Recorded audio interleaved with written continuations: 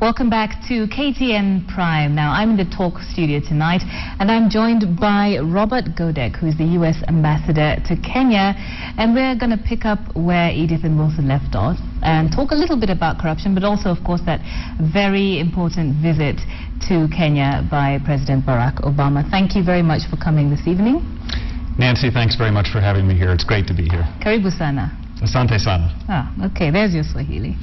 All right, well, let's start with, what we've been talking about in this bulletin, this latest push towards solving the issue of graft. Do you think that this government will actually be able to achieve what no other government before it has? Nancy, it's important in the first instance to keep in mind that every country around the world faces the problem of corruption. Certainly my own country, the United States, does. Even as we sit here tonight, we have Americans who are under investigation for allegations of corruption. But surely the scale is quite different. The scale is different, but I think it's important to understand that every country faces the challenge. So the question is, what does the country do about it? What does the government do about it? What do the people do about it? About a year ago, some of my colleagues here, some of the other ambassadors and high commissioners, and I did an op-ed piece in which we said that corruption is undermining Kenya's future. That was true then, it's true now. I very much welcome the statements and the actions by President Kenyatta and his government. Certainly his statement last week in his State of the Nation address that corruption is the greatest challenge that the country faces in terms of its security and social economic development. It's a true statement.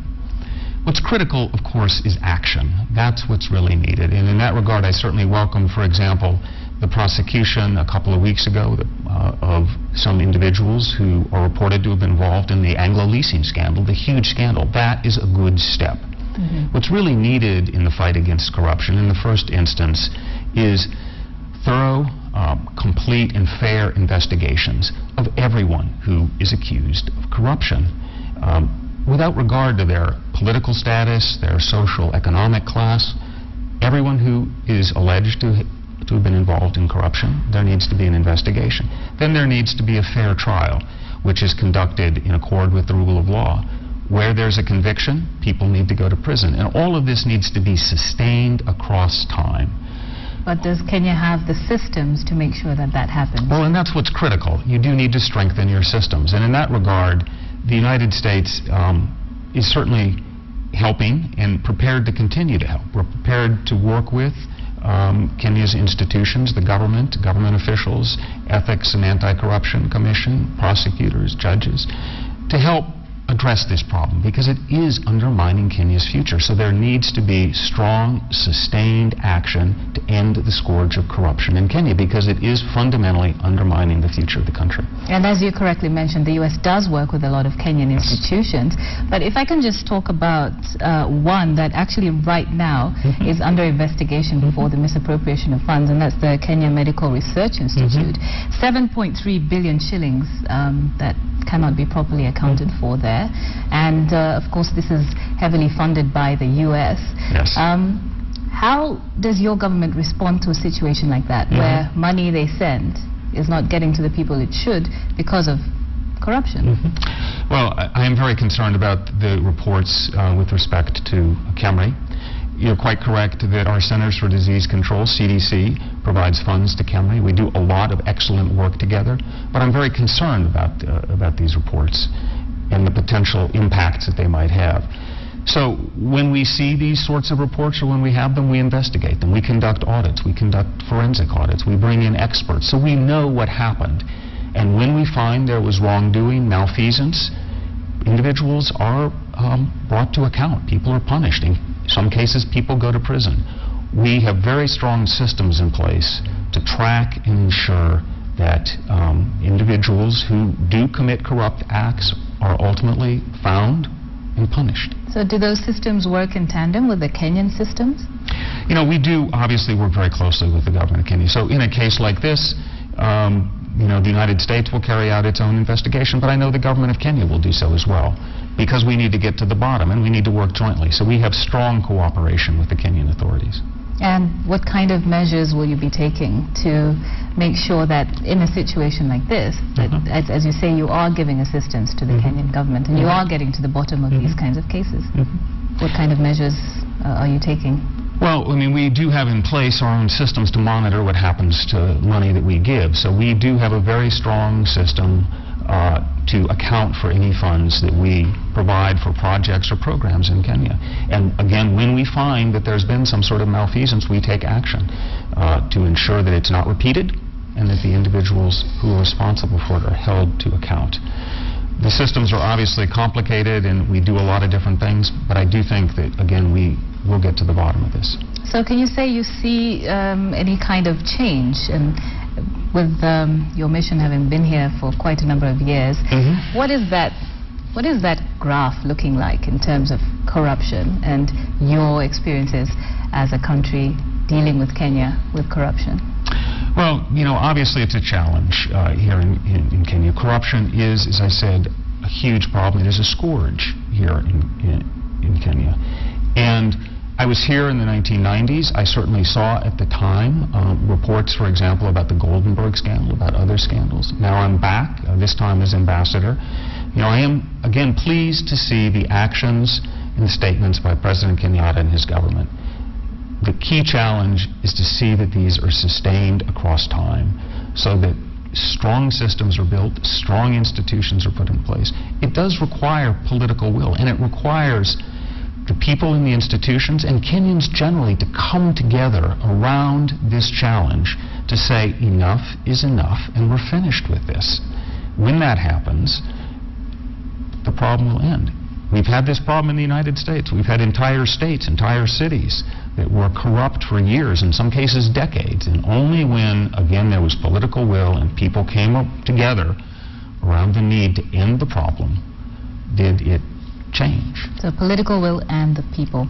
Now, let's talk about President Obama coming in July. Now, the timing is interesting.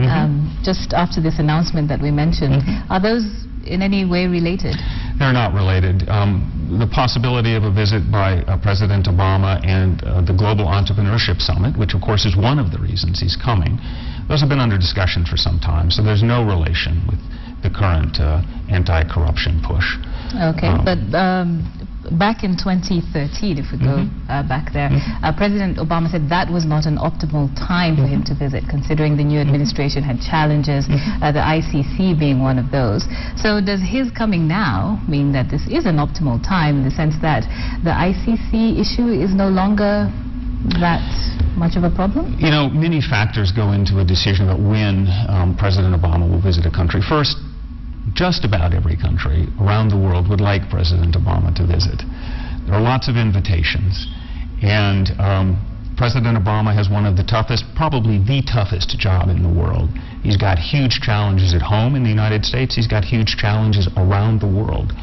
And so making a decision around when he comes, there are many, many factors that go into any decision. I mean, clearly the opportunity of the Global Entrepreneurship Summit, which is very important to the President, very important to the United States, that's an important event.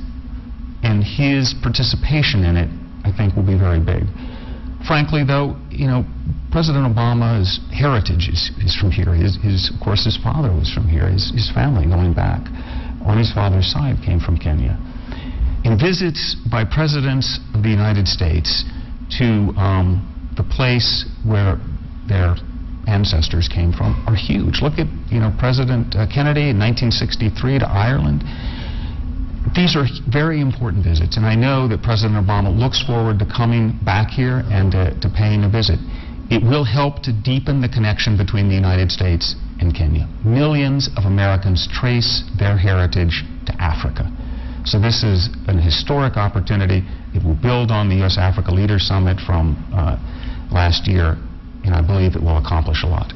So you've talked about the Global Entrepreneurship Summit, yes, which is, as you've said, very important to him. But what else will he be doing while he's here, if you know? And also, are the dates confirmed? Well, the dates for the Global Entrepreneurship Summit are confirmed. It's July 24th through 26th. President Obama has committed to participating in some portion of that, so he will be here at some point over the course of those dates. But precisely the dates he will be here, we don't yet have confirmation. This is the very beginning of a process of deciding what the president will do. There are lots of ideas that are out there, lots of suggestions, lots of possibilities. I do think he will build on previous visits. He will build on the U.S.-Africa Leaders Summit. But besides this global entrepreneurship summit, the only other thing that is confirmed is he clearly will meet with President Kenyatta. So that will happen. Okay. Other than that, we're still in the process of developing ideas. And this, for some reason, is something that so many people on Twitter want to know. Will he visit his grandmother?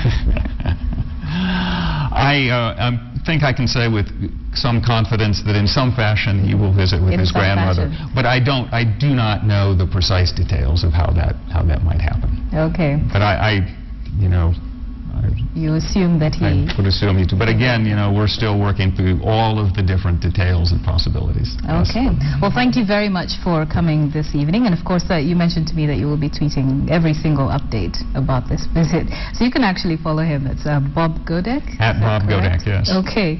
And thank you very much for coming. Nancy, thank you very much. It's been terrific.